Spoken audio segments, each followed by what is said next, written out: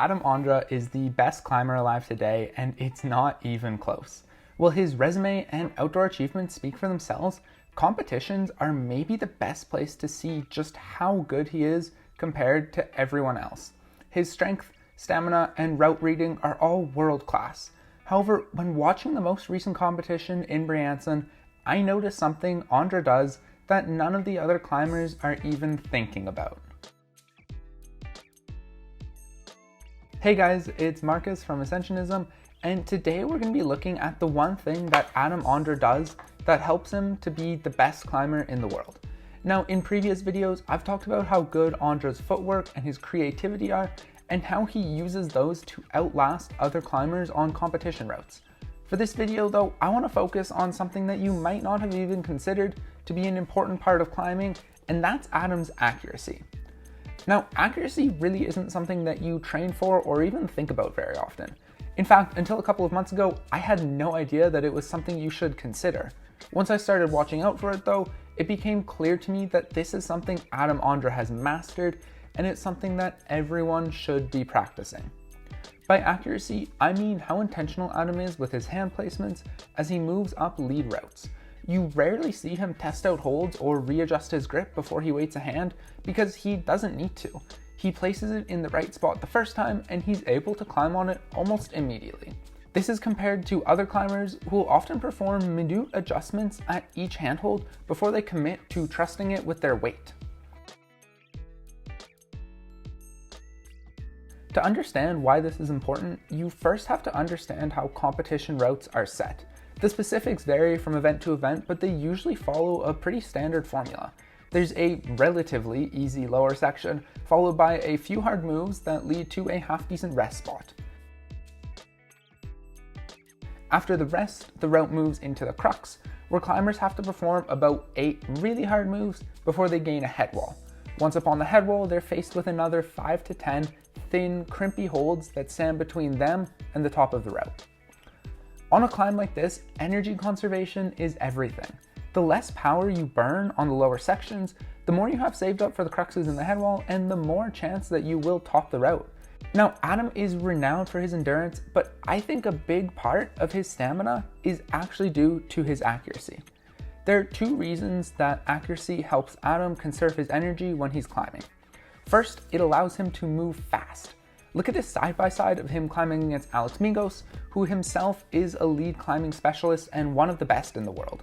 Ondra seems to flow up the wall, attacking the holds and hardly pausing between each move. You can see how the precision of his hand placements allow him to move almost immediately after he secures a new hold. He doesn't spend any time readjusting or feeling out before trusting his weight on something.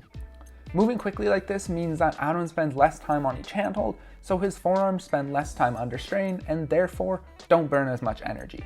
It also allows him to stay for longer on the rest holds, helping him to regain some power for the cruxes. The second way that this helps him is by minimizing the amount of time he loads each hand, which conserves his energy. To see what I mean, check out this side-by-side of Adam Ondra and Domin Skofic climbing together in the most recent World Cup in Briançon. Now, Domin came second in this competition and Adam came first. Pay attention to the 2 of them as they move left off of the undercling. Domin grabs the next hold 7 or 8 times, readjusting his position each time to find the exact spot that he wants to grip. Adam, by contrast, hardly readjusts at all before moving on to the next hold. For Domin, this means that his right hand gets tired because he spends longer holding onto the undercling while he constantly adjusts. It also means that with each adjustment, he's loading up his left hand several times unnecessarily. Now, these loads and unloads are small, but they do add up over time, and we see the result only a couple of minutes later. Domin peels off the head wall while Adam tops the route. Now, it's true that Adam is an incredibly naturally gifted climber, and a lot of what he does is probably down to instinct.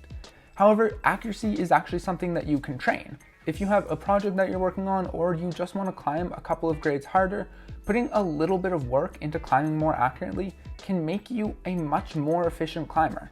To do this, I would recommend using a drill that's called First Touch.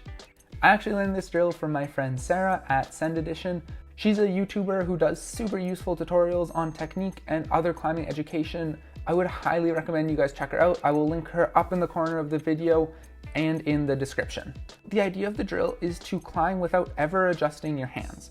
Where you first grip a hold is where you need to keep it. By doing so, you'll slowly teach your body to read routes in a more efficient manner and take hand placement into account when you move. This will allow you to be more efficient and conserve energy as you go. It won't make you send 515, but doing 20 minutes of first touch a couple of times a week can have massive benefits for your climbing. Alright guys, that's everything I have for today. Don't forget to subscribe if you like this channel, and leave a comment below letting me know what kind of stuff you want me to make next. If you want more of this climbing analysis, instructional stuff, or if you like the historical comparison videos I've made in the past. Thank you again for watching, and I will see you next time.